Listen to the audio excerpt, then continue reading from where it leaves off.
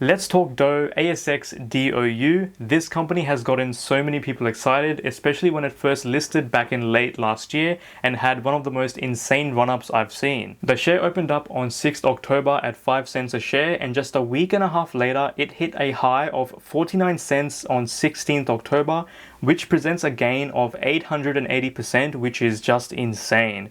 So you can obviously see why people are excited. But in this video, we're going to dissect some of the announcements from the company, look at where the company actually currently stands at the moment, and I'm also going to give you guys my opinion on the stock, seeing as I personally work in the banking industry as well. If you guys are new to the channel, welcome. My name is Fyzee. I make videos about personal finance. Let's get into it. First off, as always guys, this is not financial advice. I'm not a financial advisor. This video is just a starting point for you guys to do your own research from. I'm not an expert. I just like the same things as you. So let's get into it. So a quick summary about DOUGH. They market themselves as a financial wellness platform rather than a bank. And DOUGH wants to differentiate themselves from the traditional neobanks. The CEO Andy Taylor says that neobanks in general are basically reinventing the traditional banks that we have at the moment in digital form, and he's not sure if it resonates well with millennials and Gen Z target market. Now, I don't know about you guys, but I feel like neobanks are resonating quite well with the Gen Z and millennials, so I'm not sure if I agree with the CEO here at the moment, because I feel like neobanks like Upbank are doing quite a good job at bringing in those target audiences. Now, the CEO Andy is basically saying that neobanks are essentially trying to become an actual bank but in digital form. But DOUGH's biggest differentiating factor is that they're not trying to actually become a bank. Their goal is not to be granted a banking license at all. Now, of course, this gets rid of quite a lot of complexities and hurdles that they would need to go through. If you compare DOUGH to other neobanks, they either have a banking license or they are moving towards a banking license as well. Banks like Upbank, which is banked by Bendigo and Adelaide, 86400 as you guys can see, which has a full banking license at the moment, and Vault Bank, which was the first neobank to get a full banking license. Now, DOUGH is basically saying that we'll let those banks do all the hard work while we just use their technology and use what they've built up. Now, at the moment, as you guys can see, DOUGH has partnered up with Choice Bank in the US and Regional Australia Bank in Australia to use their services to provide a government-insured bank account, a debit card, and be a flexible and low-cost bank, which is quite good. And they also have a pretty good partnership with MasterCard, which means that their debit cards are now backed by a global payments giant.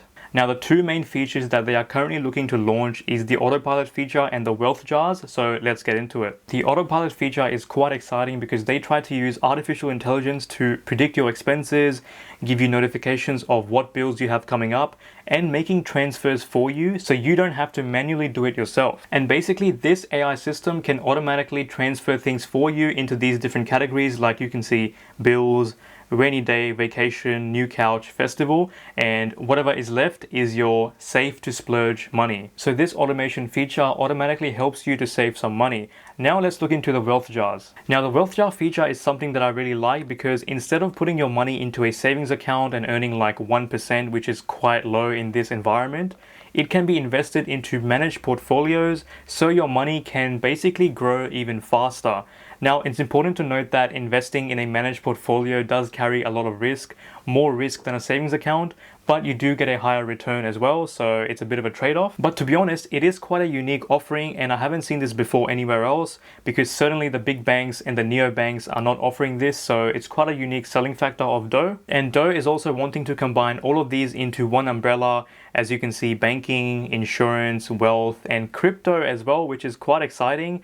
Obviously, with the whole Bitcoin run-up that's happening and other cryptocurrencies, it is quite exciting to see that DOUGH is actually embracing crypto. And DOUGH seems to be quite forward with this sort of stuff because other banks are not having any of it at the moment. Now, when it comes to making money for DOUGH, you guys can see how diverse their revenue streams can be. You've got the monthly subscription, you've got the net interest margin, funds under management, Forex, affiliate commissions, and API calls as well. So if we look at some competitors of DOUGH at the moment, where you can see there's Revolut, Chime, Monzo, Acorns, and MoneyLion, you can see that DOUGH is quite new in this whole space. They've only done 3 funding rounds at the moment. Their funding is about 6.2 million, although this announcement is quite old, so these figures won't be as accurate. Now, the only country that DOUGH was operating in before was the US, but they are looking to launch in Australia as well sometime this year, so that's pretty exciting. So back in November last year, they officially launched in the US, and recently in their announcement, they've got 29,000 downloads on their app, and about 8,000 customers have been approved as well. Now in this announcement, you can see that the total signups have been trending up quite nicely. Now one thing to note with this graph is that these signups are only increasing because of the marketing that these guys are doing at the moment. It's not because of organic reach or word of mouth, it's just because of the marketing. Now of course that's pretty understandable because DOUGH is quite new at the moment, and ideally we want the graph to be trending not linearly but more of an exponential trend up. And if they can increase their customers more organically, we should see less of a linear trend, but more of a exponential trend. The total deposits are positively correlated with the debit card spend. That's pretty obvious. And DOUGH also now has a buy now, pay later offering with back in December, because the buy now, pay later sector seems to be quite popular right now, so it's a good strategic move. Now let's briefly look into the financials of this company. So as you can see, they anticipated the spending to be about $6 million, but the actual spending that they did was only $2 million. And based on this announcement, at the moment, they do have around $16 million cash at the bank. Now this amount of money should be enough cash for them to last for the next few years if they don't do silly things. And hopefully that's enough time for these guys to be profitable, because as you guys can see with this graph, at the moment they have negative cash flow. Now guys, what do I think about this company? Let's get into it. Now personally, I think that it's quite a unique offering compared to the standard neobanks, because traditional neobanks are focused more on the savings part and they're focused more on the high interest savings account. But DOUGH actually goes beyond that and gives investments through wealth jars, which I actually like because I feel like more people should be investing at the moment. But once again, that does bring on more risk because your investments can decline in value as well. So once again, there's a bit of a trade-off. I do like the fact that they have strong growth so far, but the cost per acquisition of the customers needs to go down, and we really need to see some customers joining organically. Otherwise, the marketing costs are just going to keep on building up. Now guys, I just want to make a point and say that DOUGH is still a fairly new company, which is basically a penny stock.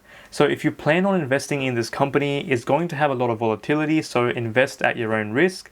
I do think that DOUGH is one of those high risk, high reward companies, and they do have a huge runway for growth if and only if management delivers on what they've promised and they don't misuse investor money. Now having $16 million in the bank is quite good, but it has to be used efficiently because at the moment DOUGH is not profitable, and mistakes like this which were made recently where DOUGH was in a trading halt for so many months because they unintentionally breached listing rule 10.11, DOUGH just needs to be more careful around how they do things. Now DOUGH is also going to be launching in the Australian market quite soon, so the launch needs to be successful. Now they are saying that they're going to start using influencers on YouTube and TikTok to bring in more people, so that's going to be interesting. So you might even see a sponsored post on TikTok from me if that actually happens. I do like the artificial intelligence powered system because tech is the future, and DOUGH also plans to expand in the SME space, which are small businesses, and I think that could actually be quite huge because small businesses need help the most. Now as a person who works in banking,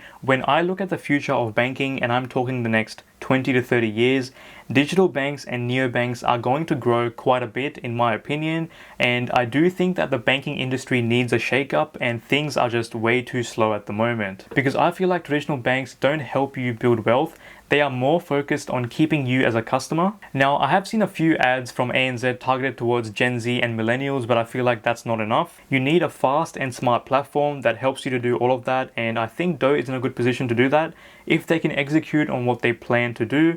Once again, invest in this company at your own risk. This is not a buy or sell recommendation, and this is certainly not financial advice. I'm just giving my thoughts on the company as a fellow finance person. At the end of the day, it is still a volatile penny stock, so be careful. That's it for this video, guys. Thanks for watching. Please like and subscribe if you enjoyed. These are some of the videos that you might enjoy as well if you enjoyed this one, so check them out as well, and I'll see you in the next one. Bye bye.